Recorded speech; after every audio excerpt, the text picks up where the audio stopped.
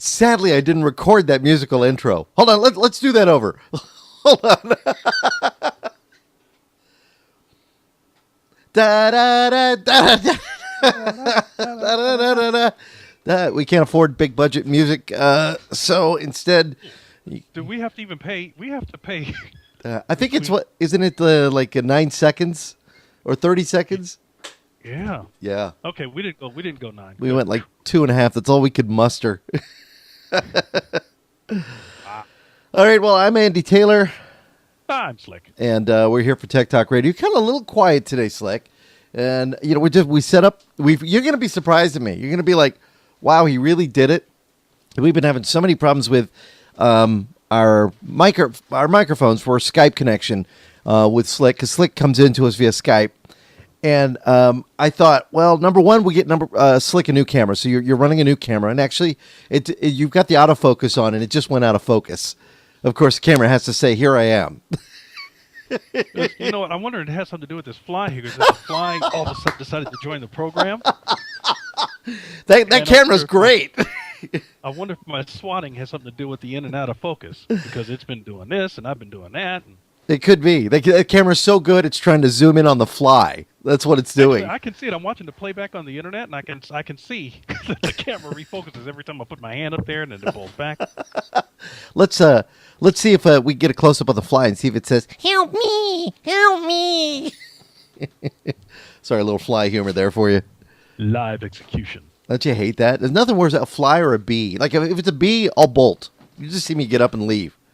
Although, wait a minute, let me just do this, because last time I moved away from the computer, we had a problem with my audio, but I don't think we're going to have again. Let's see what happens now. Ah, you got the fly swatter. Yeah, come on now. Yeah, come on. Where you at? Oh, afraid now, huh? Scared.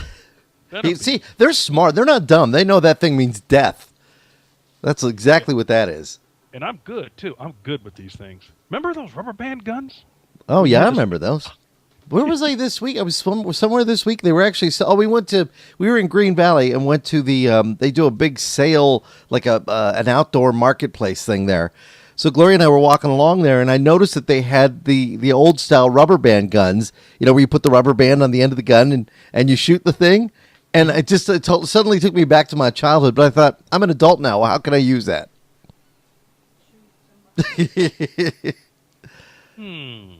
You know, if I was Larry the Cable Guy, maybe I could come up with something for it. Hey, for the kids, I mean, if you're yelling across the house and you go, "Destiny, Destiny," she's ignoring you. See, they'll find the gun and they'll shoot me with it. That's that's how the kids are. They're like, "Let's get Dad with his own stuff." Fluffy hasn't been misbehaving lately, has she? Ooh. No, actually, she's been good. I feel really bad. We bought her all right, so this is how bad it is.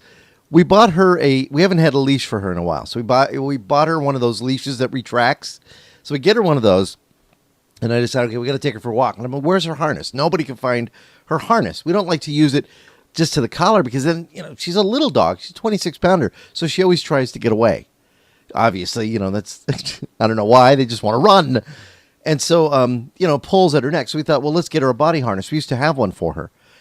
So we couldn't find one. So finally, about a month ago, I bought her a body harness. So you put her in there, and then it hooks to her back. So you can take her for a walk, and she's very comfortable. And it's not like tugging on her neck, right? It's got like a brace right here. And it's been sitting on the table. So finally, the other night, it took me probably a good hour and a half to figure out how to put the damn thing on.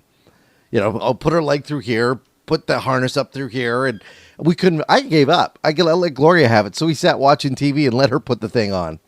So yeah, I'm not that good with that kind of stuff. And I know, regardless of what your opinion, I got to tell you this right up front before I tell you this, before I say what I'm about to say. Uh-huh. I needed it as a child. I really did need it. I was that kind of a child that needed it. Now, what I'm about to say is they actually had a harness. My family made me wear a harness when I was a kid. Yeah. They had to, though. They had to, because I would run out in traffic. I've run through many a hospital because I never was crazy about doctors and shots in hospitals. Given the chance, I would escape, and I have escaped. They had to put one on me. The funny thing about that, Slick, is I was the same way. My parents had one for me. I remember when I first heard about that, when I was, 11 or 12, I remember thinking, you did what to me? It's bad enough they dressed me in my sister's hand-me-downs till I was about 7. But, yeah.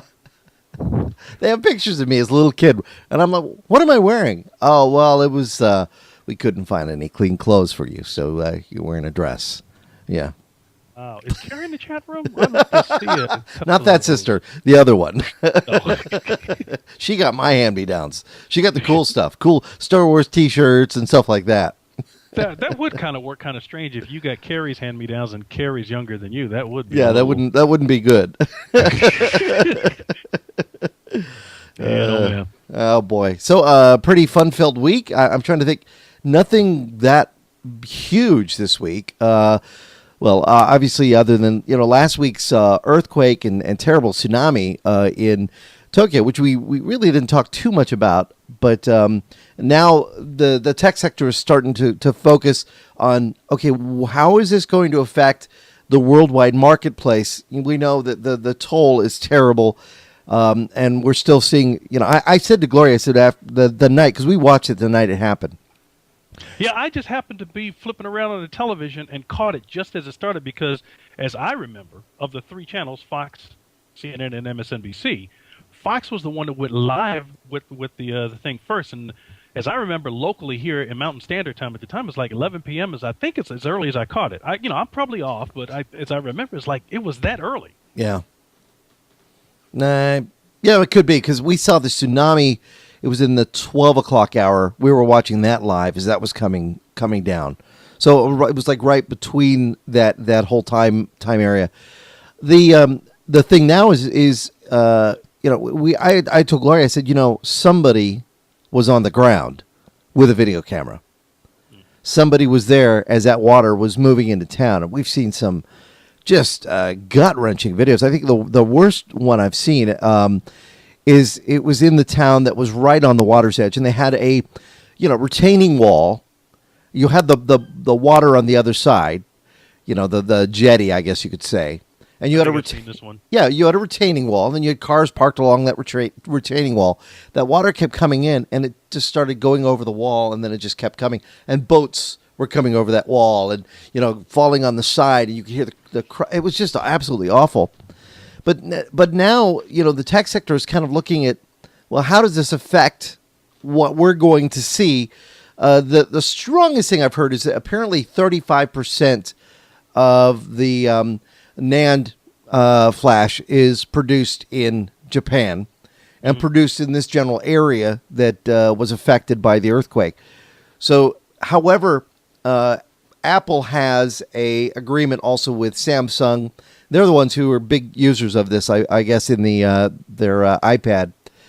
But they have an agreement with Samsung. They also have a contract. So some people were wondering, well, is this going to drive the cost of this material up, like we saw years ago with the price of memory after some events that took place in Korea, where a lot of the flash or a lot of the memory chips were coming out of. And apparently that's not going to be the case. So people with iPads are not going to be told, well, your price of your iPad is going to go up $100 or $150 because of the inability or the availability of this. However, there could be a demand problem where it may slow down the demand for these products, or slow down the availability, I should say, for these products, such as the more of the tablets that we're seeing on the marketplace. Yeah, that's what I heard. That's what I'm watching in the news. Now, when those reports started coming, my gut reaction was maybe like a lot of other people's, which is all of a sudden now we're worried about technology and electronics and memory and all that kind of stuff. But I guess after you covered the most important part of the issue, which is earthquake, tsunami, loss of life, how can we help, all that kind of stuff. There's only so much of that you can rehash when there's other news to cover, and especially on the business channels, it has to do with memory, iPads, iPods, I guess, and iPhones and all that kind of stuff. Yeah. So it's it's probably they waited as long as they could without mentioning it, and they said, you know what, we got to talk about it. We got to. Yeah, you don't want to seem insensitive, but Yeah. I mean, we're dealing with a nuclear issue. We're dealing with the earthquake and the recovery.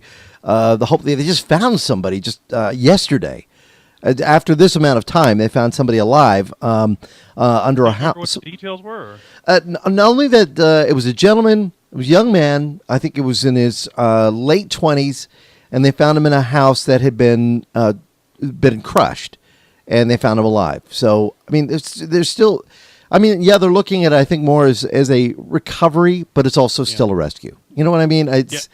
I hate to sound callous in that, but so, I mean, we're still dealing with those issues. We're still dealing with people now, even here in the United States, people are saying, oh, wait a minute, we have to worry about nuclear, the radiation affecting us also here in this country, which we're told it's like 1 billion times less than what could affect or what could harm us. So, I mean, I'm not a nuclear physicist, but certainly I think it's probably nothing to be concerned with, but we always try to turn it on us. How is it going to affect us? But when it comes to the tech sector, which Japan and the Asian markets are obviously a big part of, this is something that they do have to mention. You're right. Yeah, and then I had made some comments because I'd made some factual comments and I made some opinions, which I think set some people off during the week. I saw some of that, yeah.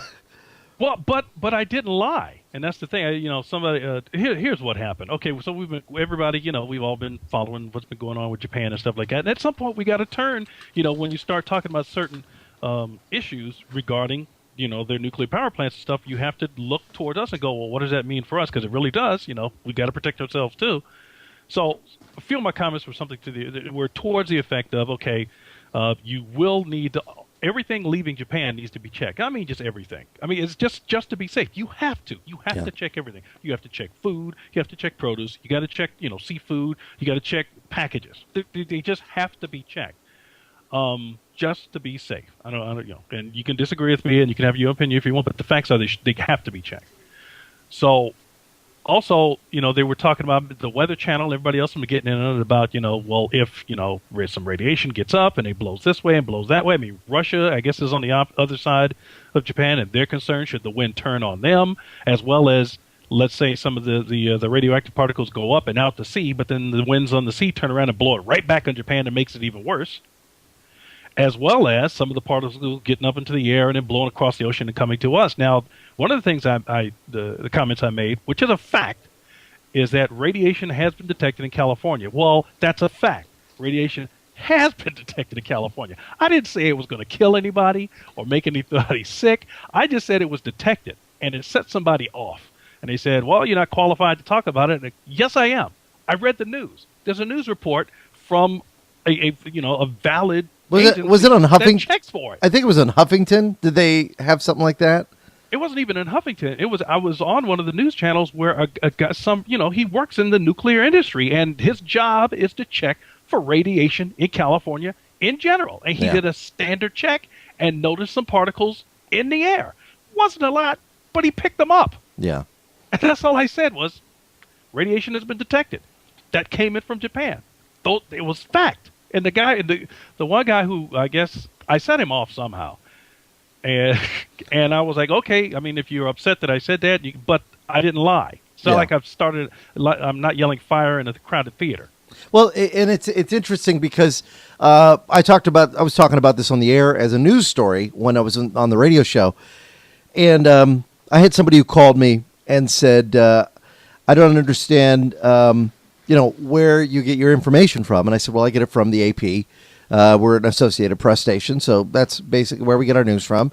If it's not correct, I apologize in advance. I said, but we accept that as a reputable source. And he said, well, this radiation has got to be more of a problem than we know. And I said, well, if it is, then I would certainly check with your representatives, ask them to follow up on it.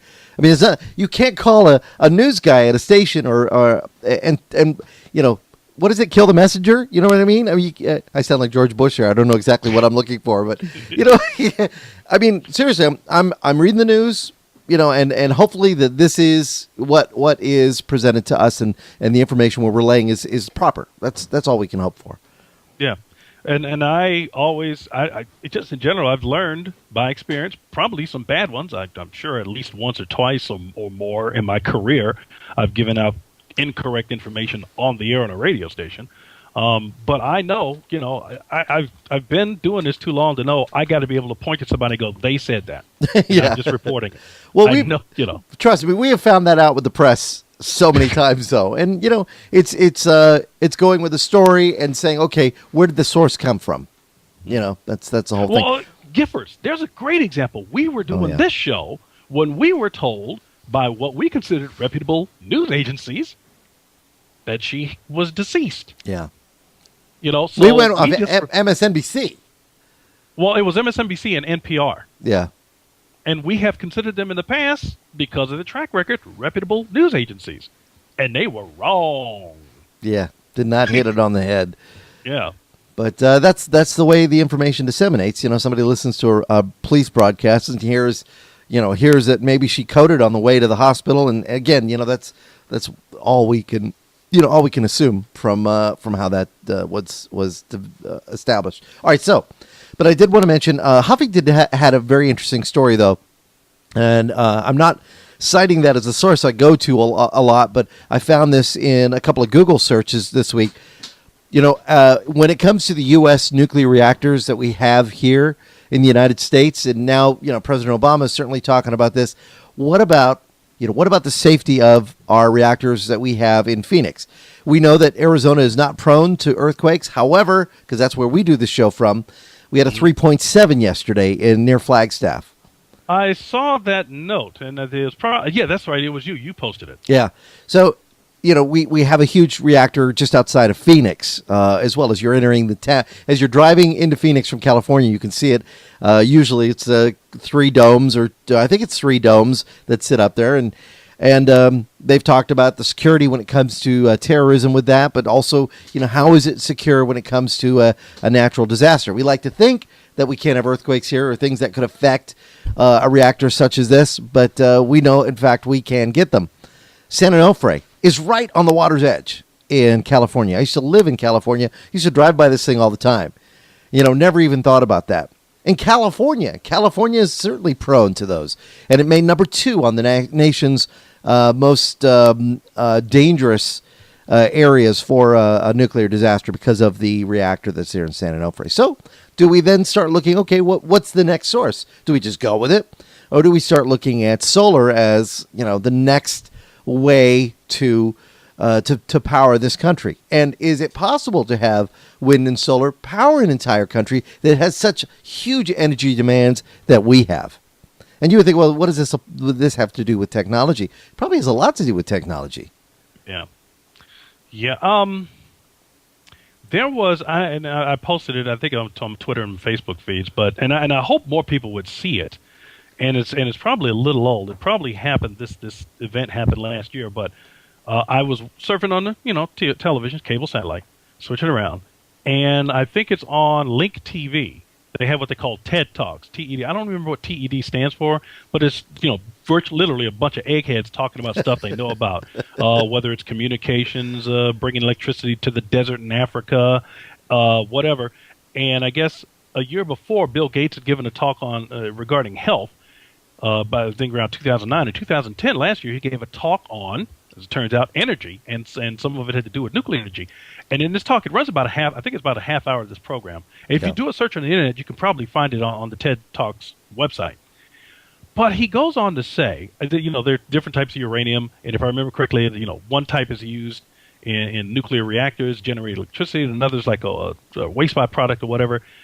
And Bill Gates said that there may be a way, at least he believes there is, and they've been working on it and studying it, but there may be a way to take this waste nuclear stuff that they use in nuclear reactors and do something with it, recompile it or whatever it is, so that it, again, still can create energy, but the way that they're processing it and using it and with the plants and everything, not only are they using it, but they also have it designed in the building so that it's its own sarcophagus. So once all of the energy is gone out of this uranium, once you can't use it, once the waste is now wasted and there's nothing else you can use it for, You literally just close the lid on it and you're done. Instead of, as we do now, which is, you pack it up into the packages so that the radiation can't leak out, and you truck it out to some big holes we've dug in the desert and then drop it down in there. And Bill Gates is saying, no, we take the used stuff that we're using now, we drop it in this hole now, we build a little thing around it, it generates electricity, and then when it's gone, we just pretty much just close the lid and walk away. And I'm like, wow. It actually, I mean, if you watch it, he's better at explaining this, but it's not absolutely in plain English, but it's in plain English enough for most people to at least consider it. I hope somebody does. I wonder what kind of part the brilliant minds of the world are going to play in maybe designing what the next infrastructure for energy is going to be. Are we going to turn to people like some of the some of the scientists? Are they working on that now? They're working on a cure for cancer. They're working. You know what I mean? It's where's it going to come from? I don't know do you consider Bill Gates a great mind when it comes to energy? Well, probably not. But he certainly he talks to enough people. And he certainly has the resources. Exactly. Yeah. I think that's what it all boils down to. All right, let's kind of move off of that. I want to talk a little bit about some of the chatter that's going on regarding technology. Obviously, that's a big part of it. I've been knee deep in antivirus and virus problems this week. Not with me, but with customers that have brought me their systems, and it's just crazy how these systems get infected, and how many of them do not have virus protection. And they're looking at, and if they do, they've got AVG. I'm not knocking AVG, and I'm not knocking Avast. They usually have the free sources, but they're not updated. They don't update them because they don't update their operating system. So there's problems there, and then they don't update the antivirus program. So it's like anything. It's like update when you can. However, before you go, and this is the problem with PCs. Before you go to, a new service pack, you go into Service Pack 1, Service Pack 2. Remember backup. We ran into this problem the other night. I had spent, I want to say, probably a good hour running through updates, cleaning a system with a virus, making sure everything was good. This was an HP we had on the shelf behind us. And ran the service packs, was up against Service Pack 2, went ahead and ran it. Wouldn't you know, the system came up, would not boot. So went in and did a little research and found a problem with the Service Pack 2 as applied to this particular manufacturer, this particular brand. So luckily I had an out. I had a way that I could save it, which, some people don't. They're not sure of that. So just be careful before you do your updates, because you could run into, bigger problems down the line. I don't know if that's how you said you were having an antivirus problem at the start of the show. Yeah, I was asked to evaluate an antivirus product for someone, and I did. I put it on my spare machine, and it's been working fine. I put it on. I mean, it's a good product, but then I was at a loss for some reason. When I would use Windows Explorer, and it would hang a little bit. Actually, it would hang a lot, really. Yeah. And I was thinking, because this B machine, this other computer that I'm just talking about, I throw a lot of software on it just to test it, and that's what this computer is for. So if it crashes, I just start all over with Windows. I don't care. Right.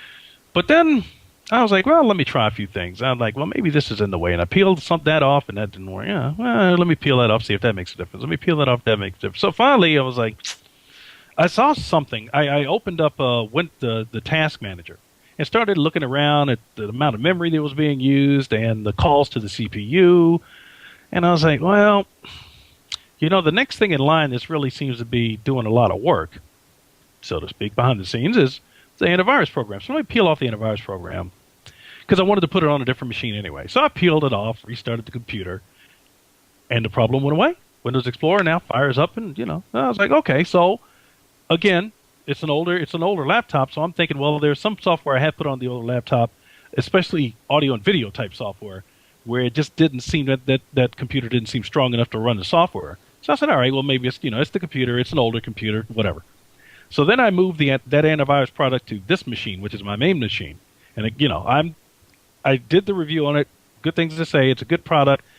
So I'm thinking, well, I'll just put it on this machine and then use it on this machine. I put it on, and it worked fine until I opened up Windows Explorer. This machine I'm using right now, this is a gaming machine. This is an Alienware Area 51 M9750. So right. It's, That's high end. Yeah. Still, how old is that system? Like, what, maybe 3 years? Yeah, all right, give it, then that was the other thing, too. I'm like, all right, it's an older machine, too, but it's a gaming unit, so it still should, click through a little bit. Right. But even 3 years old, though, Slick, this is still considered top of the line. That's a nice thing about Alienware, yeah. Yeah.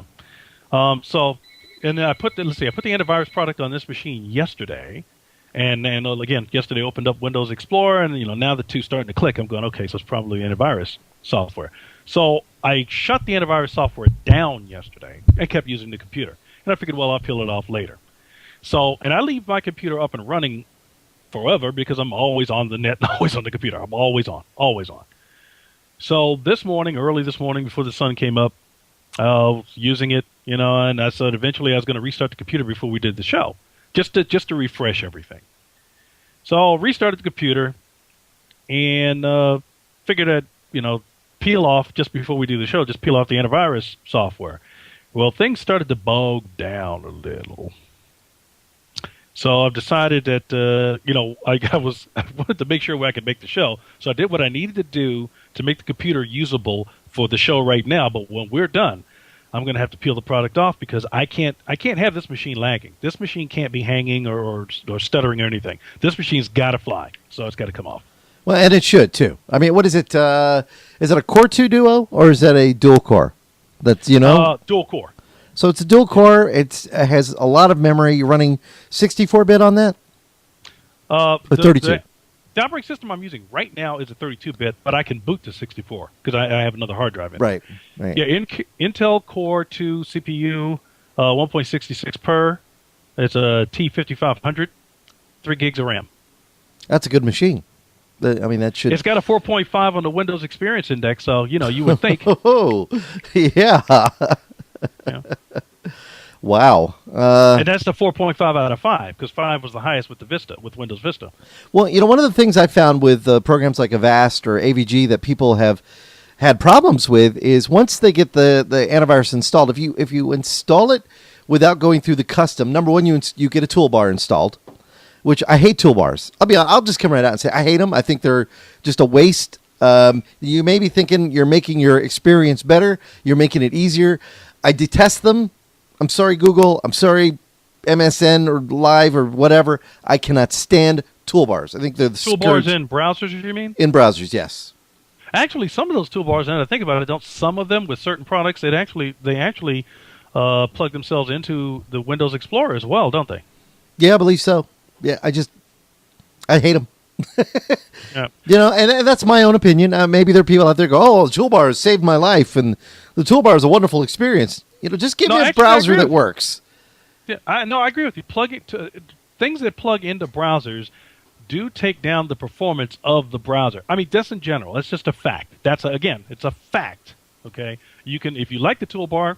That's subjective, and that's fine. You can use it all you want. I do. I got a lot of toolbars plugged into certain browsers on my computer, and I know not to expect great performance out of those browsers. But I also have browsers that I use that have nothing plugged into them.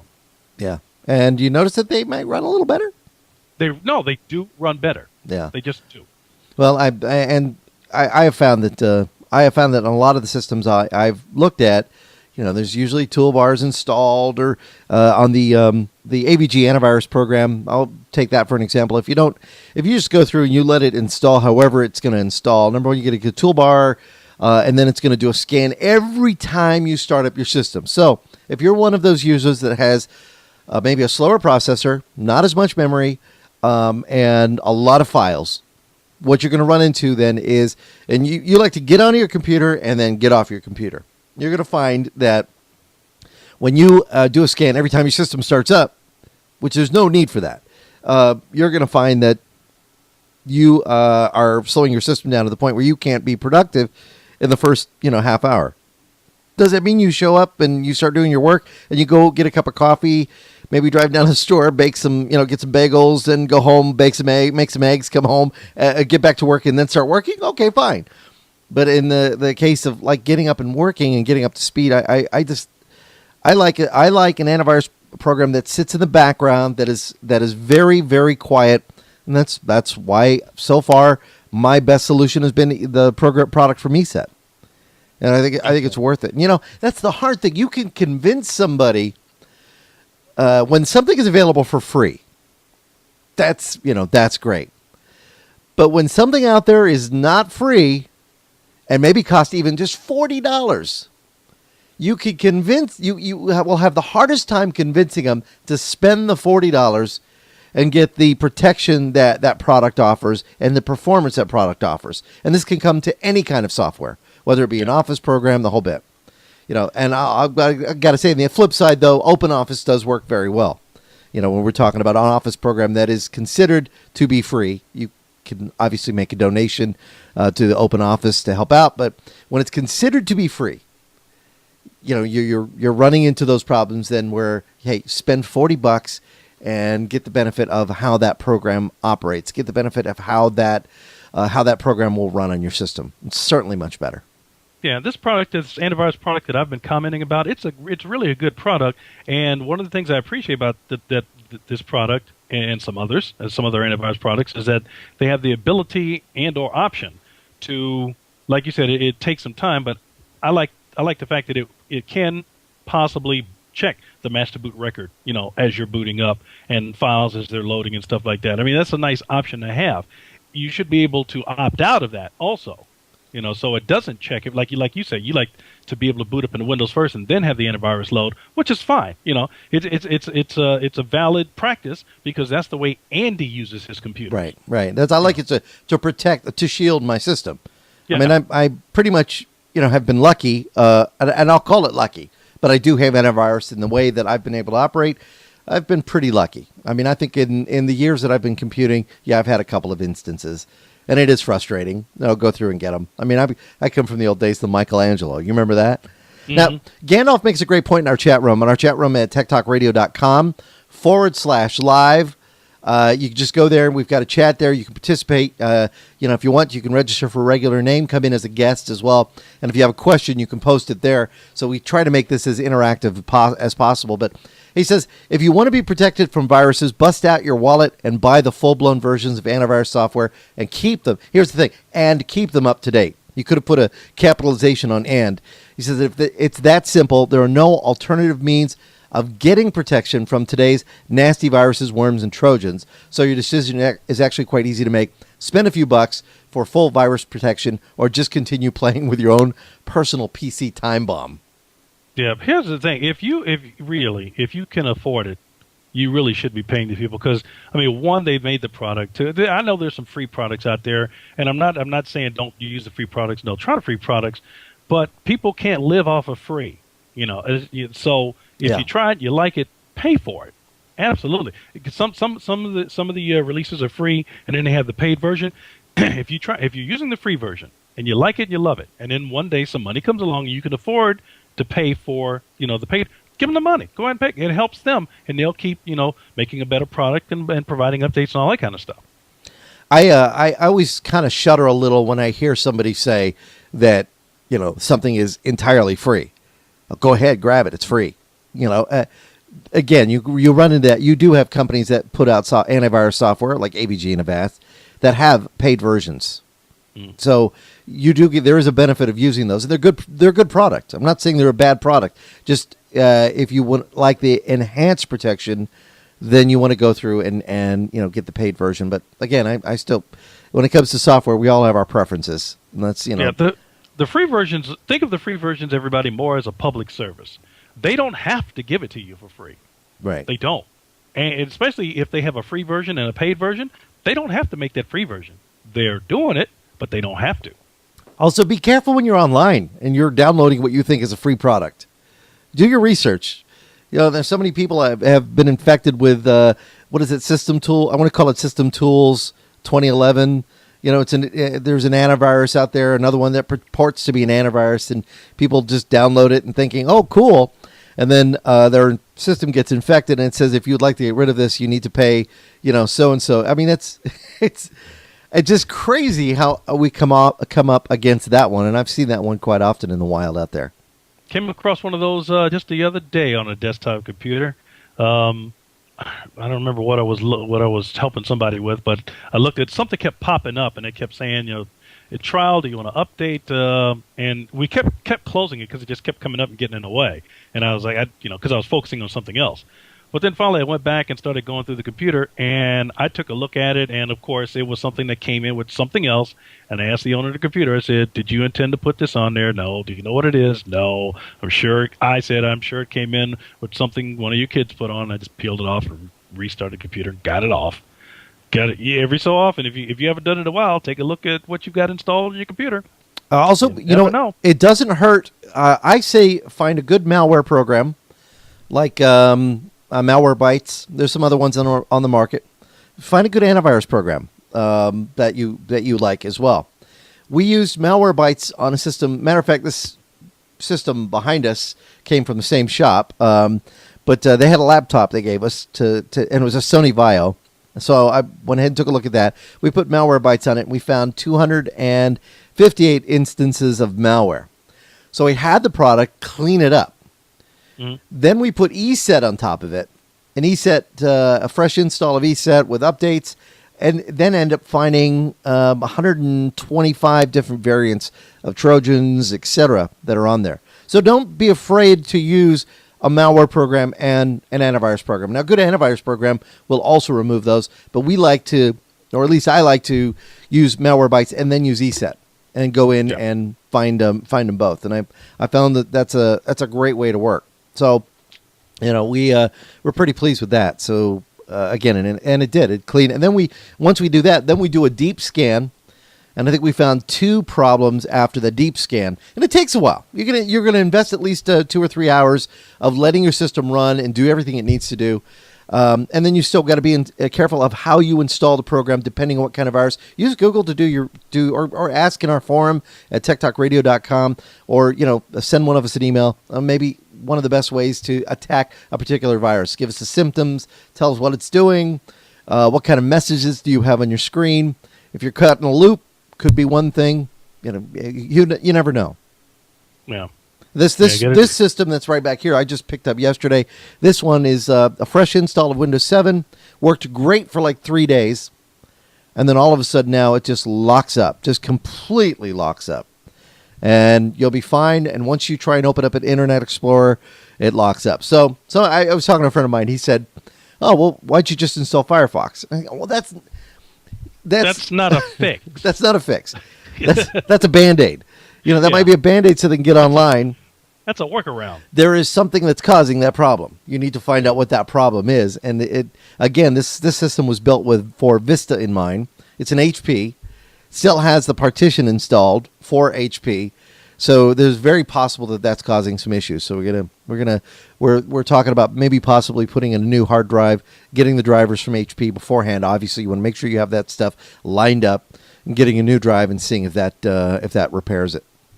Yeah. Now the rule still applies. There are a few exceptions to the rule, but if you don't know what those exceptions are, stick with the main rule. And the main rule is only one antivirus product on a computer at a time. Only one. Yeah. Only people like Andy and I can get away with putting 5 of them on one computer at the same time because we know what to expect. It's either going to work or it's going to crash. And we are prepared for both extreme scenarios. So if you're not, only one antivirus product on a computer at a time. Because like with the anti-malware and stuff like that, they're not as greedy and as selfish as some of the others. So some of them will work together. But again, you don't want to confuse yourself. So try to stick with one of these products that fits this category at a time on the computer when it comes to maintenance and stuff like that. Have you ever found a system where it has more than one? It's like they test every free program in the world. Every free program. They've got the free games. They've got the free, web stuff. They got WeatherBug. They've got some little program to determine what the weather is in, Atumble, Iowa. Then they've got, everything loading at the beginning. I got my iTunes helper. I've got this. I've got that. Most of the time, I find people have stuff loading in their tray, their system tray. That's the area that's in the bottom right of your screen, right next to your time. If you're using a PC with Windows, your time and your date and all that, that's your tray. It's your system tray. People have stuff loading in there, and that bar will go all the way across. My operations manager at the radio station at work does that, and I can't convince her. And she's asked me, why is my computer so slow? And I can't convince her. Well, number one, you don't need the Corel Draw helper. You don't need your Office helper. You don't need this. Just install the basics, then go as you go. Just go ahead and do as you go. That way, when you're on your computer, your experience, you don't have your Nikon camera attached. Why do you have that launcher? You don't even have the camera anymore. But it's hard to convince people to get rid of those. Well, see, here's my free fix. When people ask me, for my services for free, and they go, "How do I fix it?" And I just go, install Windows from the new. Just do it again. Now, if you want to pay me per hour, there's all kinds of stuff I can try to do to fix it, but you're going to pay me for that. Yeah. In the chat room, Gandhi, as I called him, said, "Oh, do you mean I'm a bad boy since at times I have 2 or 3," and he means 2 or 3 antivirus products on his computer?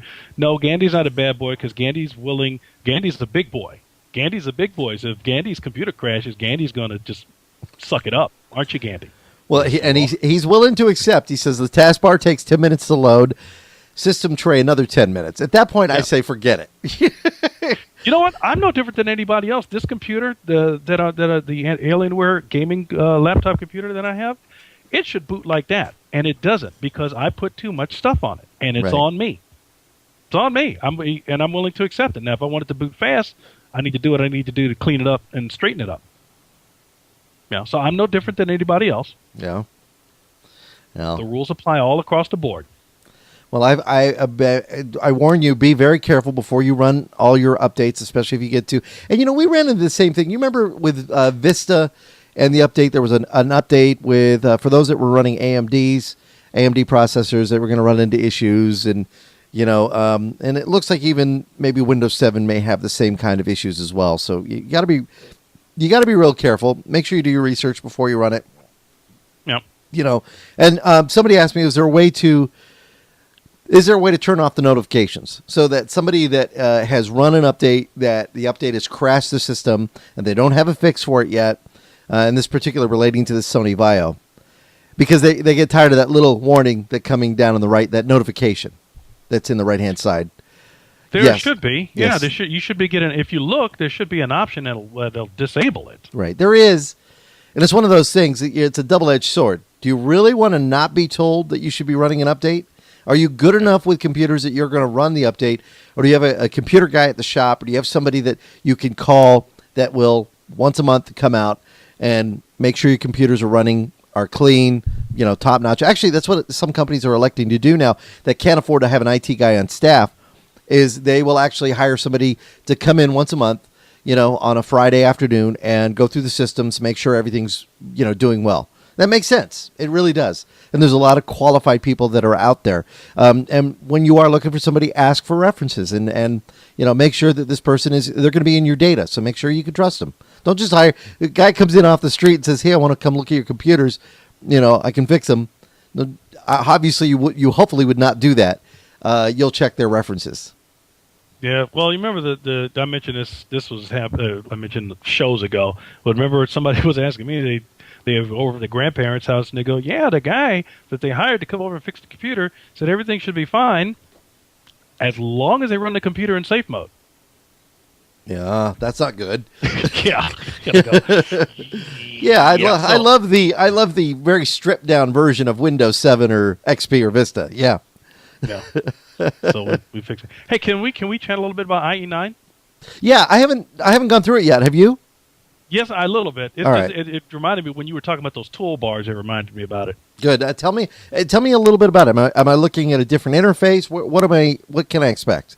Well, let me just right up front say this: regardless of whatever, go ahead and upgrade to IE9 because you should and you need to. It's better in general. You should have it. All right. Now that that's out of the way, I'm not really all that happy with it. To me, for the way I use my computer and the way I use the internet, it's better than Internet. Technically, it's better than Internet Explorer 8, but for me, as far as usage, not any better. I'm going to find, and I have been finding that I'm using other browsers more than I'm using Internet Explorer 9. I just fired up IE9 now just to see what's going on. They're trying to compete, I guess, with some of the competitors like Google Chrome and stuff. Whereas, as I remember, in Internet Explorer 8, they had the address bar, Right. and you had the search bar. Or I'm sorry, address window and the search window. Yeah. Well, now it's one, just like Google Chrome. As far as interfaces go, I've modified mine a little bit, more than others. Other than that, I just don't see anything major different about it. And I did find some problems for me using it on websites. One of the things that I've come to expect because of some other browsers is if I copy a website address or an URL, and I put the cursor in the address window, and I right-click, I expect to see paste and go to. They don't have that feature in Internet Explorer 9. I also found a problem when I was on Facebook and using Facebook Photos that I'm a big right-clicker. Give me, I'm big on the right-click menus. Right. So I right-clicked and expected to open in a new tab. In Facebook Photos, maybe on some other websites it's available, but I did notice in Facebook Photos that it wasn't available. I right-clicked and there was no option to open it in a new tab. Whereas with other browsers, that feature is still there. Okay, so strike 2. And of course, the old strike 3 for me is that in order to access websites that utilize Adobe Flash well, you have to install Adobe Flash into the entire operating system. Whereas you don't have to do that with Google Chrome. I don't believe you need to do that with Firefox. I don't remember ever having it installed in Firefox, but Adobe Flash sites work well in Firefox. Right. It worked fine in Opera. Yeah, and that's it. So, by all means, upgrade and install Internet Explorer 9. But in my opinion, my review opinion, it's not better. I should probably grab that and see how Tech Talk Radio looks in it. Because I remember each different version, we sometimes run into different issues.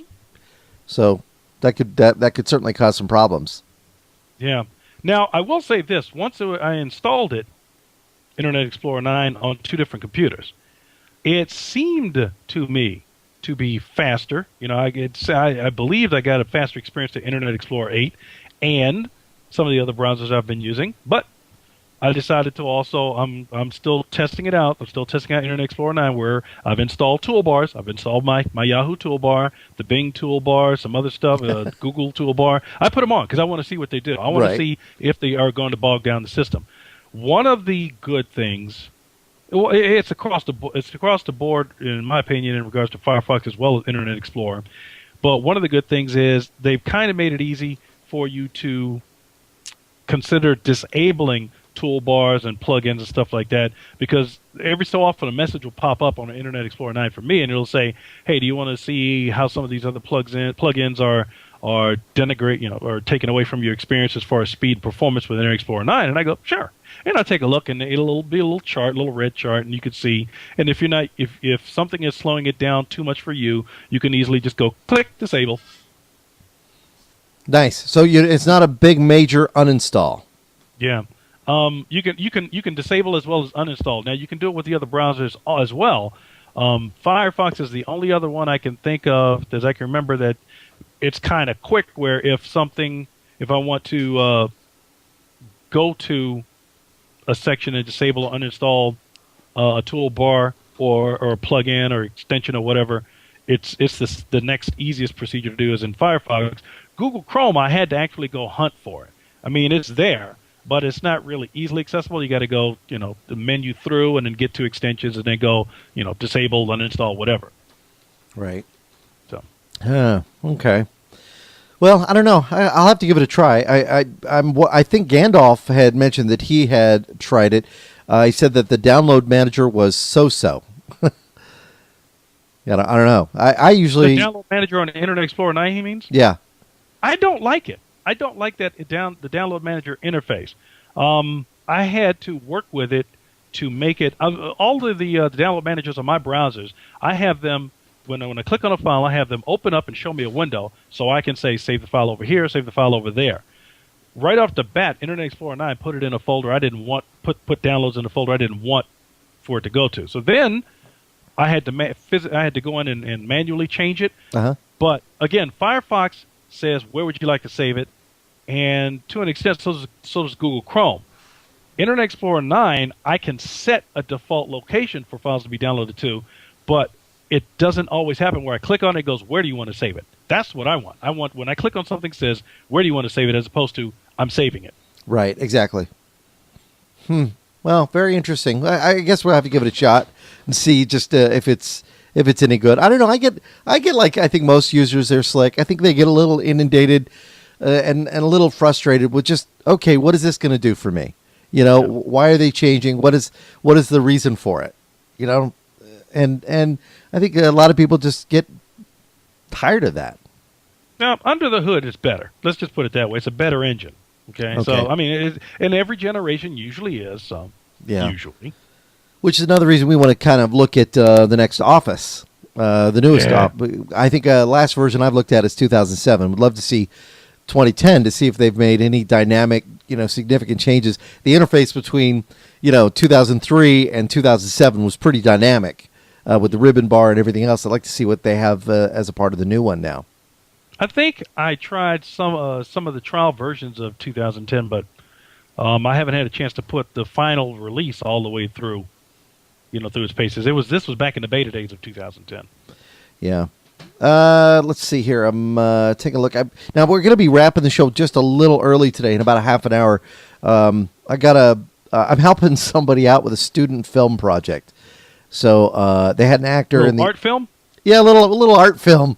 The actor bailed on them, so I agreed I'd go and help out. So is this the one that you're gonna have clothes on in this one, or no? This one I will. Yes, thank God. Oh, okay. A business suit.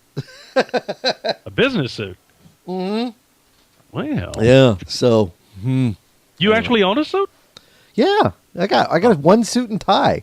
I'm trying to decide if I should be wearing that on Monday. Now, Monday I'm going to be going to and for those of you out there that are Photoshop users, if you are a Photoshop user and you're in the Southwest, Arizona, even New Mexico would be worth it.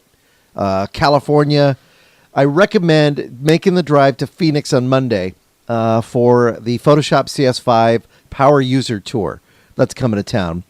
And this is put on by the National Association of Photoshop Professionals. And we've gone to Photoshop World. We've even, Slick, I think you attended a couple of these courses with us as well. Yeah, I did. Really great stuff. I mean, you learn a lot. And if you are using Photoshop CS4 and you've thought about maybe making the move to CS5, I use Photoshop CS5. Tons of great tools in there. But Dave Cross, who is a best-selling author and a great guy, is going to be heading the workshop. And it's 5 sessions of just power user type stuff. They're going to do a Photoshop speed clinic, and this will be like how to get the most speed out of Photoshop. You fire up the program, you start looking at it, and you go, well, there are ways to make things faster within Photoshop for those basic tasks, basic things that you do in the program. They're going to have down and dirty tricks. This is a great one because here you learn all those little tiny tricks in how to manipulate a photo, how to get the most out of your photo, how to quickly make a change to a batch of photos or a single photo using Photoshop. Photoshoptography. Now, let me read about this one. I've got the flyer over here. Here's the flyer that they sent out. And this one, you become a photographer who embraces Photoshop as a creative tool, not just as a means for fixing image problems. So a lot of photographers out there have made the move from film camera to digital camera. And in that, they're still trying to figure out how to get their image into the computer and maybe even fine-tune it a little. They may take excellent photos, but now they want to have that ability to fine tune it. Maybe do some touch ups on there. This will be one of the courses they're offering. Then retouch and restore. Can't wait for this one because I do a lot of this work. Whether it's a photo that has creases in it, maybe needs some color adjustment, maybe needs some black and white adjustment. You'll be surprised at how easy, and even me on the intermediate, I consider myself an intermediate with Photoshop, not an expert, but an intermediate. How I can take a photo and I can have, a crease through somebody's head, and I can fix that. But how somebody can take a head that's gone and replace it on somebody in the background, or replace fingers, or replace, change the color of something. Or remove a vehicle out of a shot that was done with a photo. That's actually pretty easy to do with the new Content Aware feature. So they'll talk about clone stamping, liquefying, and some of the other tools that can be used to retouch and restore. And then finally, they'll end up with CS5 killer tips, which is always great. Because with this, Dave sits up on a podium, and he's got a big screen behind him. And he's on the laptop with CS5. So we're seeing him adjust pictures on the fly, doing it live. And when you leave, you get a book that is... Matter of fact, Gloria, hand me that Photoshop World book over there. And that one's from 2007. But you get a book, and it has all of the tips that are associated with this course. And then they have a little mini kind of a breakout conference section. And in that conference section, you get to go over, talk with vendors. They'll have vendors there from Webcam who are showing off the coolest tablets, On One, which makes software for Photoshop manipulation tools, MPix, scanner companies. Let me see some of their official sponsors. Let me see. Adobe is officially sponsoring this as well. Let's see. MPix, Peach Pit. You've got NIK Software, which makes some great software add-ins for Photoshop. Manfrotto, which makes the absolute best tripods, in my opinion, in the world. iStock Photo and Fortorama. And that's Dave, in case you're wondering what Dave Cross looks like. Little bald guy there. And we've talked to him before. Yeah, he was pretty cool, wasn't he? Yeah. And actually, I think I could go Andy one better. Here's why. Why? I don't own a copy of Photoshop, and I went with Andy to a couple of these presentations. We went to Photoshop World, and then we went to what was the thing in Phoenix? What do you call that? That was I think we do a Photoshop one? I know we did. It was a seminar. Yeah. It was a seminar. It was a Photoshop seminar in Phoenix. We went together. Right. And it was an all-day seminar, and they teach you how to use Photoshop and tips and tricks. Now, again, keep in mind, I don't own Photoshop. I don't do all the picture editing and stuff like that Andy does, but I attended the seminar. Okay, all-day seminar. We're sitting there, and the guy's going through stuff on the thing, and like Andy said, we got a book, got nice, thick books with information in it, and I understood everything they said. Is that perfect? Now, Andy says he considers himself intermediate. I'm a novice. I'm the guy that's never cracked the package nor installed it, much less used it. Haven't used it. But I understood everything he said. So I know, based on what I was taught at that seminar, if I walked up to a computer and Photoshop's installed and ready to roll, and I need to do, what they taught, I could do it. Because he said, here's all you need to know. Click, click, click, click, done. Although sometimes I come back from these things, and unless, you take good notes, or unless you have a book, you'll sit in front of your computer and go, now, how do I do that extract? So, I mean, you can, unless you are working with it, it's one of those things, but that will give you the knowledge to get you started. Here's the book, just to give you an idea. Here's a book you get from Photoshop World, which is going to be happening in Boston, I believe, in a week or two. This is the one we got from 2007, Photoshop World. Look at this thing. It's full of tips and tricks to get the most out of Photoshop. So they're great. Now, I'd recommend them to anyone. Here's the nice thing about it. The cost...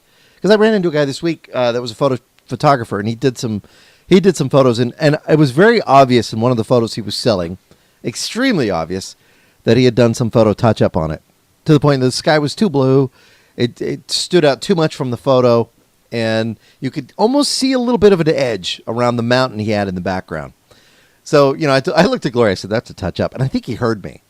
So he came over, we started talking, and he was saying that he had just started using, he was moving from Photoshop Elements into Photoshop CS5. His son bought it for him.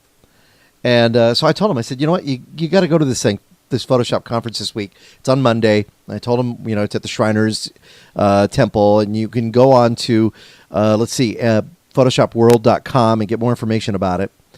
And he's like, well, I just don't have money for these big things. And I said, well, it's $99. And his eyes lit up, because $99 for a full day of training is not that bad. I mean, seriously, it's a phenomenal investment on how you work. And even if you're not using CS5, maybe you're using CS4 or CS3. Some people I know still use Photoshop 7. You're going to pick up a lot of great information out there about how to get the most out of it. So, matter of fact, I just reminded myself to call Sylvia, who still uses Photoshop 7. She's a great photographer that does a lot of the Oscars and stuff like that. And tell her about this too. But for $99, it's well worth it. And if you're an NAPP member, it's $79, which I haven't told Gloria yet, but I'm going to be spending the money there to become an NAPP member, because it's certainly worth it. I already spent. Join the club. Yeah, I already spent $30 this week and became a CEA technology enthusiast. I saw that and I thought, why not? $30. We'll see what it means. I don't know what it means to you, but you can go to CEAweb.org. Is that the website? You can get information about it. I think it is, yeah. Or maybe it's CEA Tech Enthusiast. But supposedly you get information, you get updates. I mean, it's nothing I would put on my resume. It's like, I'm an official. I mean, I can put that. Yes, I moderated panels.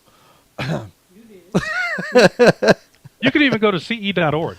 Can you do it? You can ce.org. It's certainly worth it. It's kind of fun because ce.org is Consumer Electronics Association, and they should have some links off of there. I want to thank Gandalf for correcting me as well. It's not in Boston, where they have had it in the previous years. It's in Orange County Convention Center, Orlando, Florida. So that's good for Photoshop World.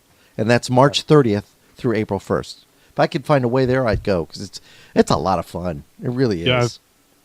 Yeah, it was good. We went to our Photoshop World was in Las Vegas, wasn't it? Yeah, we went 2 years. We skipped the last couple of years, but I'm planning to attend this year, or this next one that they do towards the end of the year. So that'll be fun, and maybe we'll even take you with us, Slick. Maybe. You're good. What did Gloria say? What'd you say? If you're good. What, I got to cut the grass again? What? Yeah. Got to rake up Fluffy's stuff in the backyard. We don't have grass. Yeah, they have no grass. That's what I'm offering. Yeah. Oh. Oh, that grass. No. No, I'm taking care of that grass. Don't you worry about that grass. That grass is just fine. That was. Hey, I got some free software I want to share with everybody today. All right. Because it's only available for today. Free software. Free software only available today. We like that. Yeah. I'm a big fan of this website, which I wish I knew more of a better way I could help them and support them. But there's a website I stumbled across a long time ago, and I've been checking with them every freaking day. The website is called Giveaway of the Day, giveawayoftheday.com. And today's software, sometimes I will, if they put up a piece of software that I find interesting or I think others might find interesting, I might tweet it out or retweet it, if you will, or even post it on Facebook or like it on Facebook or whatever. But since we're doing the show live today and this one's up, I just thought I'd mention it because I downloaded the previous version and used it, but now this one came out and it's got some nice features, so I thought I'd mention it. All Today's software is Audio Speed Changer Pro 1.3. Now, don't let the name fool you. Yeah, it'll change speed on the audio, but it's a good audio player. And that's only good right now as we're speaking at 12 noon Mountain Standard Time on this date at this time, Saturday, March 19th. You have under 12 hours to get it. So, well, now 11 hours, 55 minutes. What's they do this giveaway of the day free on this website? All the time? I finally figured it out. Every day. Now, sometimes the software isn't all that great, but it's still free. Other times they put some great stuff in it. Like, I've got a lot of stuff that's installed that I haven't had a chance to try out yet, and a lot of them are video editors, audio editors. Wow. I mean, I got a bunch of stuff installed. But here's the thing is, you have to download it and install it within a 24-hour period, because after that 24-hour period, it's not free anymore. So, but you not only that, you have to install it as well. Yes. Ah. within the time frame, within the giveaway time frame, and the clock starts for them at midnight Pacific time. Now, does it have nagware that over a certain amount of time it's going to tell you, hey, you might want to purchase this to help us out, or how does that work? Not that I've noticed. The closest I've come to that is a couple of things. One is I launched some software. I use it kind of regular. I launched it, and then they got an update option. I go, let me go ahead and update the software. Well, it won't let you update. You won't be able to go beyond the version that they gave you for free. Right. Okay. So that's one way. There was one, maybe two products I did install. I thought I had activated them, but when I launched them, it was saying, "Hey, you need to register or whatever." So maybe, again, what you need to do is download the software the day that it's available for free, and install it the day that it's available for free, and make sure it's registered. And whatever, because sometimes it'll automatically register and activate. Sometimes you have to put in, the username and the product key and all that kind of stuff. Different procedure for different software. But what you need to do, I can tell you this: is the way to check it is to download it, install it, and launch it. Because if you need to take another couple of steps, it'll tell you. Click on this button to get your product key or whatever. Wow, he mentions one on here from a company called ICsoft. iPhone to computer transfer ultimate. It says every day we also offer licensed games you'd have to buy otherwise for free. Today's giveaway is Egyptoid. Yeah, and if you were paying attention to my Facebook page, and because I tweeted that particular piece of software out, because I know people there, people have iPhones and iPod touches, and this software they'd be interested in the software. So I did tweet out and post on Facebook that software was available that day. Right. Oh, very cool. We'll have to keep an eye on that one. I didn't see that one. Yeah, but I'm highlighting this one today because there's also the version Pro 1.3 is also the portable version of that is also available today. So you have the version you can download and install, as well as the version you can download and save on a USB drive and use all over the place. Right. I kind of like that, but again, don't you have to be kind of careful what you're downloading? I mean, should you make sure you have restore points, and especially if it's free software? Oh, absolutely, yeah. Absolutely. I mean, I've got some dangerous stuff installed that again, I'm taking the chances. Some of it's backup software, some of it's hard drive modification software, some of it's defragging software, some of it is maintenance software where clean the registry, that kind of stuff. You brought up a good point. Somebody asked me this the other day. It's like, is there any need in today's software to defrag? In my opinion, yes. But again, it depends on people. In general, I'm going to say yes. In general, I'll say yes. But there are probably some people who don't need to defrag at all. Well, and then the idea of what is defrag, the idea of your files just strewn all over the hard drive, like your kid's room, just strewn all over the platter, and they end up, they're a little harder to find. So the idea that defrag takes them and it puts them in a nice little order. I've only found one defragmenting program that I like, and that was Disk Keeper. I know there's other out there on the market, but that seems to be the best one, in my opinion. Yeah, I've found that, and I believe that there's another version of Disk Keeper coming. So keep an eye for that, everybody. I don't believe it's been released yet, but I believe it's coming. Yeah. So give it a month or two, and then maybe we can tell you more about it later. Yeah, but there are some others out there. There are some that are free, and then some that are cost money. I say just shop around. Disk Keeper, as far as I can remember, we were very happy with it. Oh yeah, extremely. And it runs in the background. It's constantly making its changes and stuff. And it didn't seem to take up a lot of CPU time. It didn't seem to slow down the system at all. It just it did its work, and I kind of like that. You set it and forget it.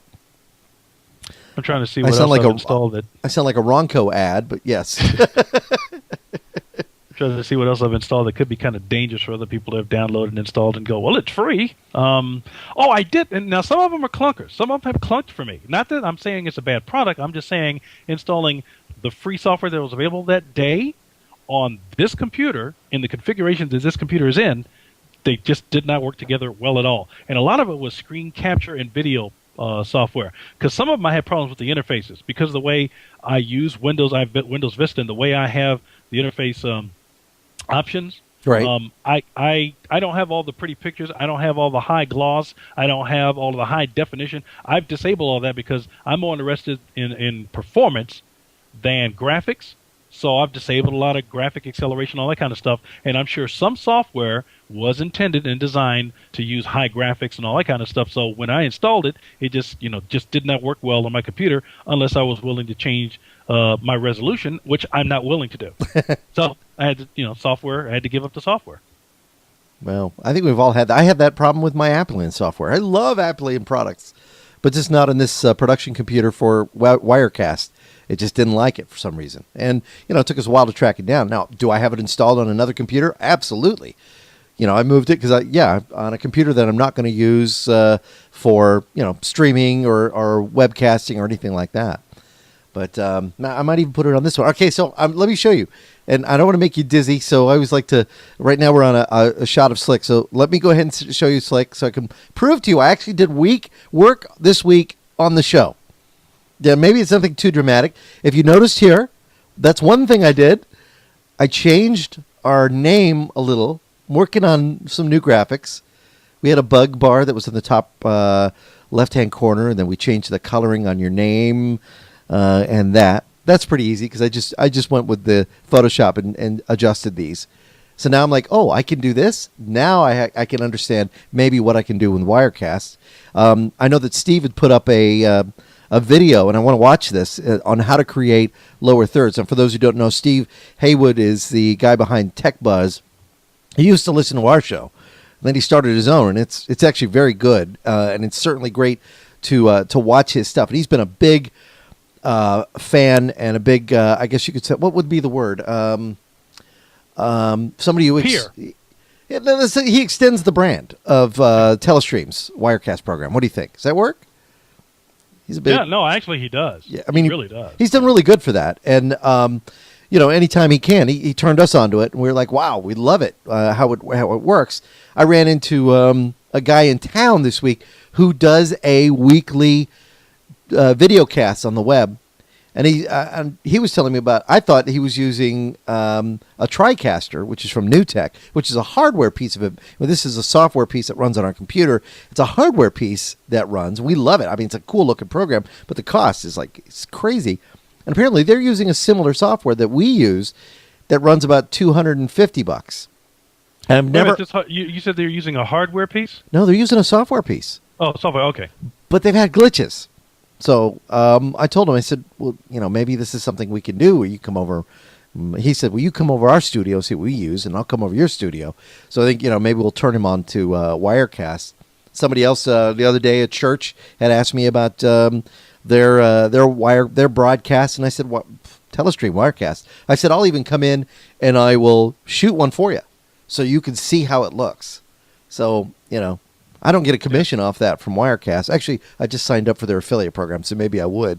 But it would be a way of actually, showing the product in and what it can do and some of the things. We just tap the surface of this. I mean, well, make sure they send us T-shirts at least. Yeah. Did you get Radio Exiles T-shirt?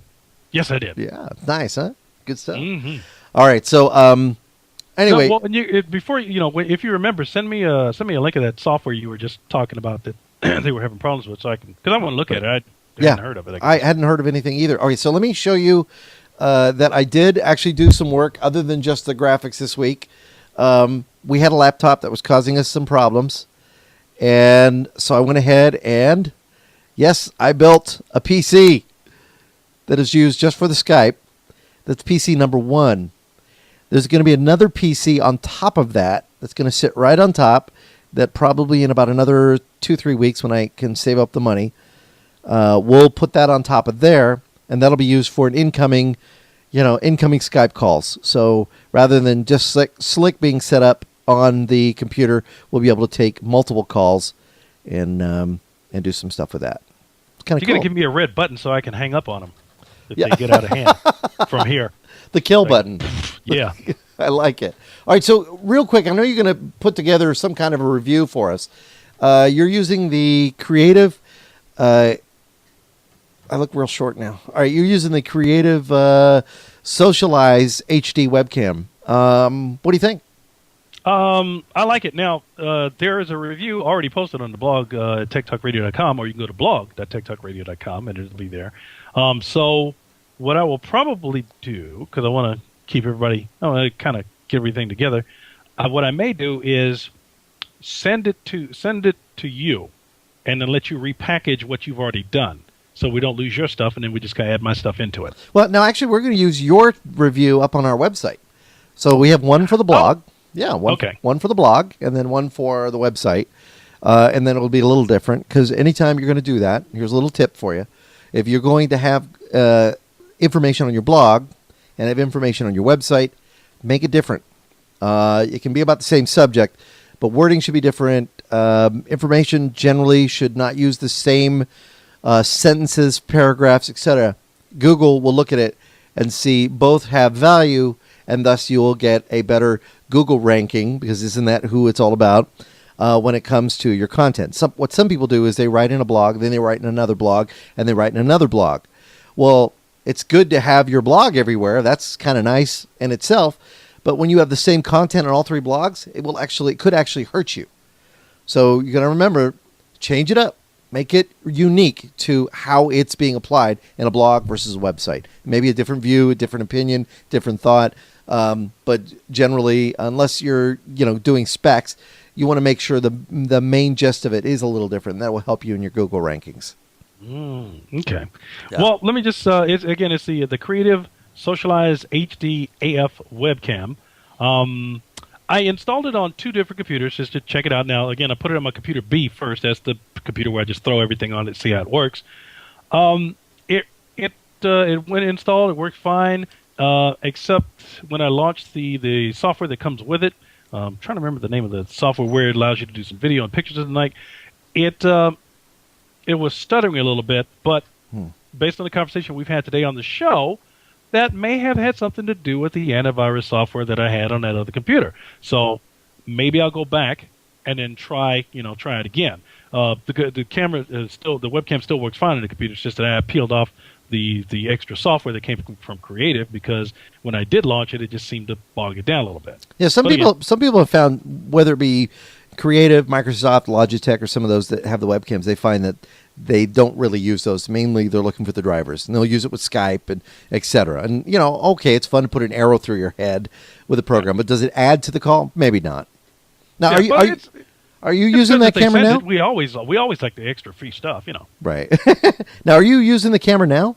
I'm using the camera right now. See, it looks good. I like it, and I think it is an improvement over the. Let's see, you were using the Fusion before, right? Yes, Logitech Fusion. It's certainly an improvement. Now, also, it's flowing a little better in our Wirecast.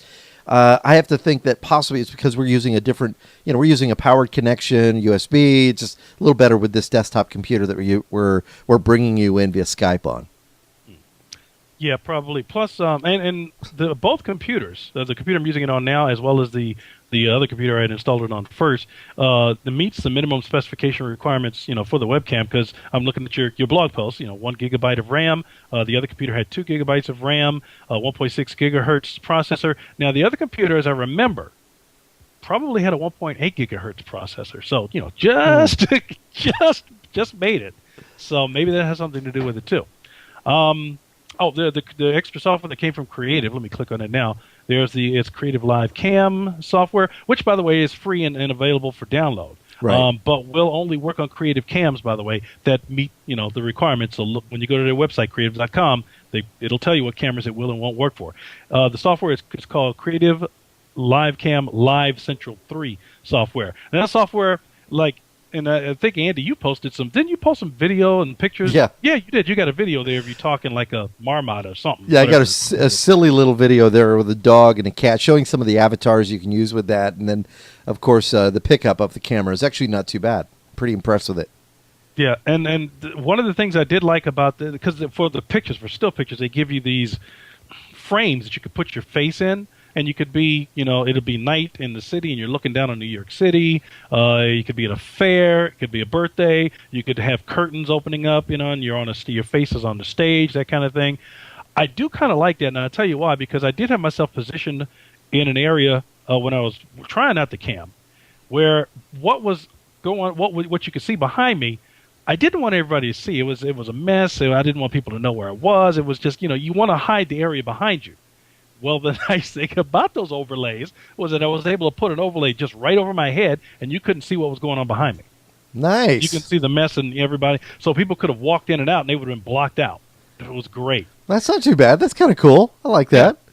Now, as somewhat of a moot point, maybe, one of the things I noticed that this camera will allow you to do, which I didn't realize it, but I guess previously the Logitech Fusion camera that I had been using actually would allow you to do as well, is it supports zooming, which, so I don't have to move closer and farther back from the webcam or push the table or whatever, or even go left to right. If I open up the software, or even in Skype supports it too. If I open up the Skype interface, I can, with my mouse, make the camera recenter me or go up or down or whatever, and zoom in and out. So it supports that as well. Yeah. Like I said, had I known that with the Logitech Fusion, we would have tried that as well. But this is this gives you a much better, clearer view anyway, because I'm trying to remember, what was the I think it's got a wide angle lens on it too, right? That gives you the 25%. Creative does, yes. Yeah. Yeah. Wide angle, 720p. I haven't had a chance to record video with it or stills yet, but I know this as a still, you can go up to 10 megapixels on stills. And that's about it. I was a little surprised at it works fine, but I'd have to show it to you, and I can't show it to you because of cam, but it's got where the camera is. So you have your camera head right here. Okay. Right. And up under the camera is a little flap that drops down. And so you sit this right on top of your computer, and the little flap comes down, and it steadies the back of it. It's just a little, for me, it's just a tad flimsy. But as I'm looking, apparently there are screws that you can tighten to make it just a little tighter. Oh, I didn't know that. That's cool. Yeah, so that works great. It's got a microphone on it. It's got the standard trigger on top, so you can take stills or even start the video recording if you like. You can actually set that in your software, which I thought was kind of cool. Yeah, that was neat. So you can tell it, hey, I'd like this button to do this. Makes it kind of nice. Other than that, it's there's this again, some information Andy put up for you on the blog, and then I'll go through and do some stuff, and then we'll put that up on the website. But it's great. It's clear, much clearer. Handles changes in light. The one thing we need to wait for though is for the sun, because that's the problem we had been having in the past with me doing a show from here. We got to wait and see what happens when the sun starts blaring through this window behind me. I found it to do handling. Huh? I found it to do backlight stuff pretty good, so I think it might handle that quite well. It should. It's been handling every environment, the bad and good lighting environment I have been in. I've been in some environments where I literally turned off all the lights in the room. And the only light I guess I had was, what was being reflected from the screen of the computer. And you could see me clear. The camera adjusted for it. Right. So nice. It's really, which other webcams haven't done. Yeah, that's the thing. You can find probably a little off each webcam that will offer something just a little bit different. And this one does the trick. I think it looks good. Did you use it during Steve's cast on Thursday? I think it did. Yeah, because I think I could tell it. Looking at it right away, I was like, wow, that does look better. That looks really good. So actually, yeah, I did, because I wanted to test it. Hopefully he's not listening. I wanted to test it on his shows to see if it would work for our show. He was the guinea pig, but he didn't know it. Thank you, Slick. Did he notice anything? Did he say, well, the camera looks really good today? Or no, he did. Right off the bat, he was like, oh, that's much better. Yeah. He said, I don't know what you did, but it's much better. I didn't tell him it was a different cam. He might know. He might have known. I told him I'm trying to get you a camera, so he may have guessed. Oh, did you? Yeah. He may have guessed that one. Little surprises for him. Just little surprises for him. Have you seen Creative Labs' new tablets? Their Android tablets? I don't think so. They've got some new ones. If you go to us.creative.com, they've got a new tablet called the Zio. It's ZIIO. And they've got a 7-inch and they've got a 10-inch tablet.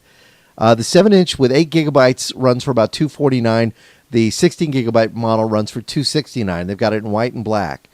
And then in white, I should say. And then the 10-inch is a black one. I'm not sure if they offer it in different colors, but they run the Android system.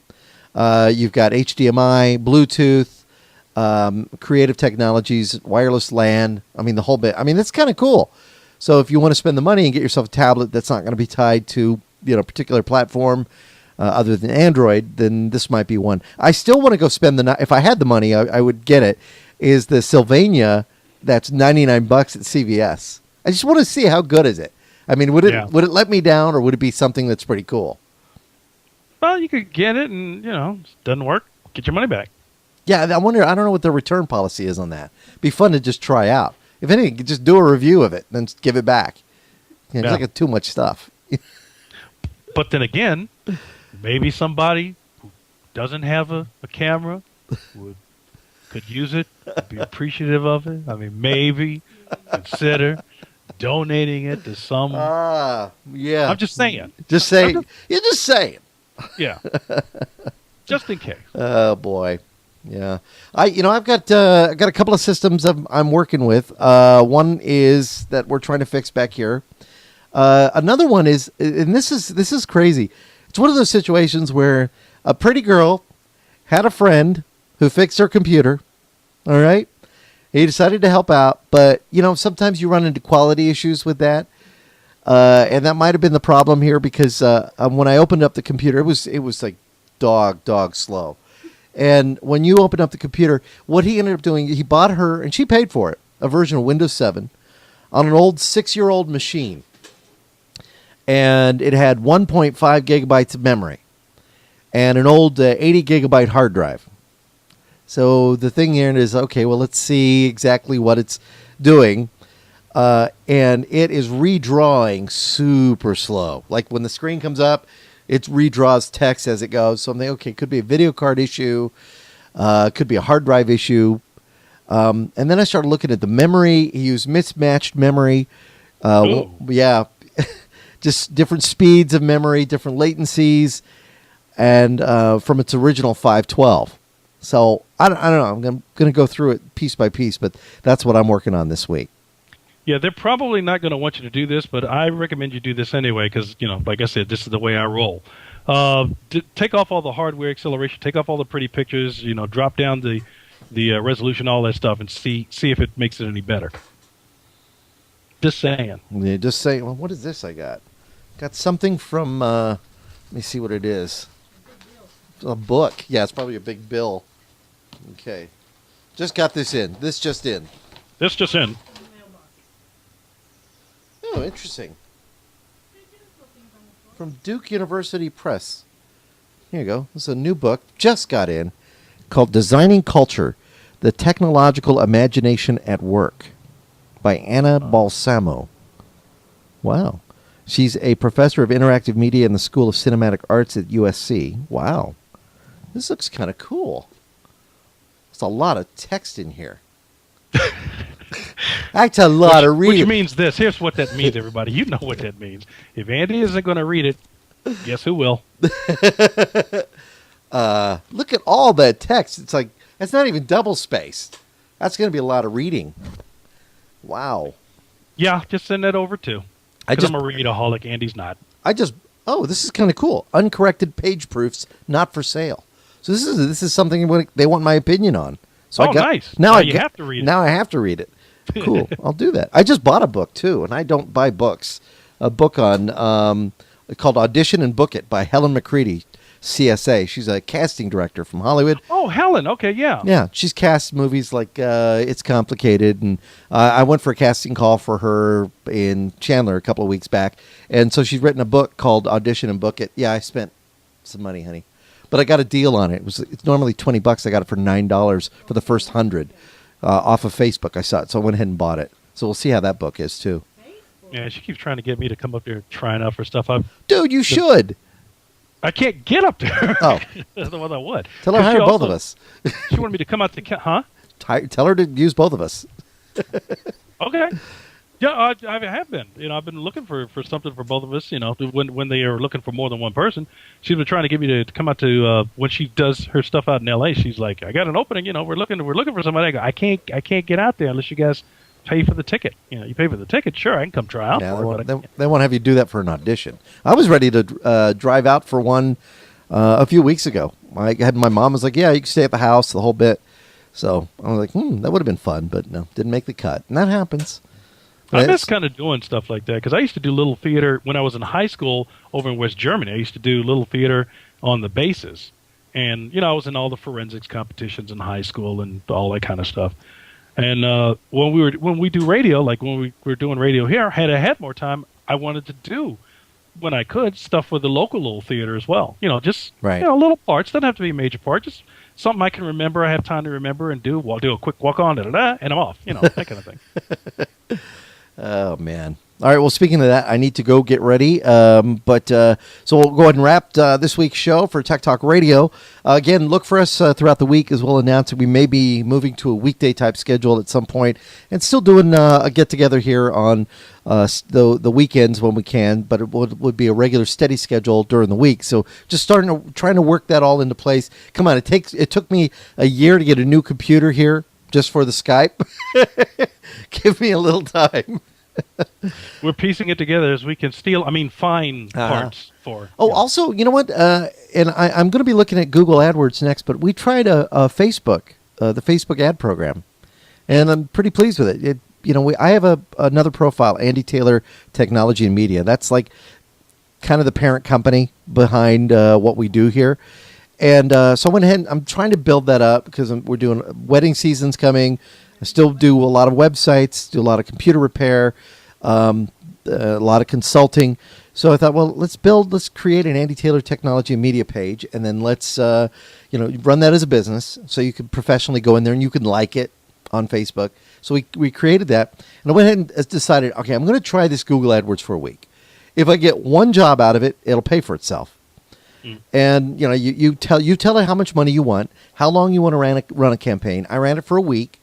And you can focus your campaign. You can do it on, I just want to focus on Green Valley, Tucson, Vail.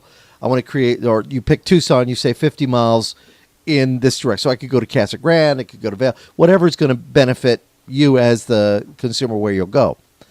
But I'll try it. What the heck? What have I got to lose? If you really want a good example of that, there was there's like an hour documentary that's on, I think it's on CNBC. Probably is played on MSNBC. You check the cable satellite channels. But I believe the name of the program is Inside the Mind of Google. And as you get 3/4 through the way of the program, about 45 minutes in, towards the end, they spotlight a guy who's down in Nogales. I can't think of the name of the guy. But he was like just a solo guy that makes cowboy boots. Now, kind of somewhat famous, kind of not. Known worldwide, but not known through the internet. So, people, country singers, all those people know him. They started using AdWords and AdSense and all that kind of stuff on Google, and they said they have too much business now. Now it takes months. You have to place an order. Yeah. Before it wasn't like that, but now you have to place an order months in advance before you can get boots made. Well, and they call it like a campaign. So, you run it like an ad campaign. You decide, okay, I want to be on for 2 weeks. Maybe you can anticipate your business is going to slow down for a couple of weeks, so that's when you run the advertising. Okay, business is going to be slow. You're going to pick up 2 weeks later, so run your advertising now to match that up. So, yeah, you probably wouldn't do it week to week. You want to plan it month. Okay, we'll do a month here, we'll do a week here, and you can then decide to split it up. Like the next thing we'll do is probably we'll go ahead and we'll do Google. Then we're going to be doing radio. Then maybe we're going to do go back to Facebook, and then you can change it up. You change your ad as you're going. We only spent a minimal amount. And we got the job. We got one job out of it, and the ads paid for itself. So I look at it that way, plus a few extra bucks. So I'll hold off for a couple of weeks, get a testimonial, and then go ahead and maybe do something again. But next one we're going to look at is Google, just to see how well that one works. Yeah, and Gandalf in the chat room says you might be able to watch that program I mentioned on Hulu, HULU.com. CNBC original, Inside the Mind of Google. And the guy, again, the bootmaker down in Nogales, he said he had to cut back. He had to limit, like you said, where you can limit, where the ads go and all that kind of stuff. He had to limit it because he was getting too much business, way too much business. So he had to take off other countries because he was getting orders from outside of the country. And he said, so now he's blocked it off so those ads don't play in other countries because he can't keep up. Yeah. So, Yeah, well, you wouldn't want that if you could. Then you got to think of shipping and all those other costs. So you build slowly from the center and work your way out. I mean, I'm not a marketing expert. That's the marketing report people who are sitting here with us. They know what they're talking about. But it is just one thing that we decided to try, and it's worked well for us. So I'm pretty happy with that. So, it's kind of neat. Plus, I mean, our friend base is really low right now. But, eventually we get to a point where if I get 100 people and one person out of that 100 people say, you know what, I'm having problems with my computer, I'm going to go to Andy. Or I've got a wedding video, I'm going to call Andy. Or I've got, something I'm going to call. And Gloria now, who does sewing on a lot of baby goods and she makes things, she's looking at actually doing this now with, her business that we're going to be starting up. So kind of works well. Anyway, all right. Well, listen, I got a book. I want to thank you for tuning in to the show this week, and again, we'll keep you posted on things that are happening.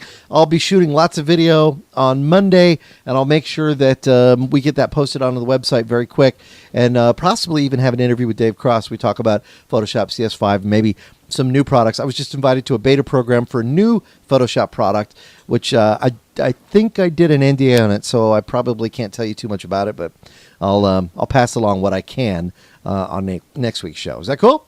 Yeah, ND being non-disclosure, everybody. Yeah, there you go. All right, have yourselves a great one from Tech Talk Radio. I'm Andy Taylor. I'm Slick. And have yourself a wonderful week.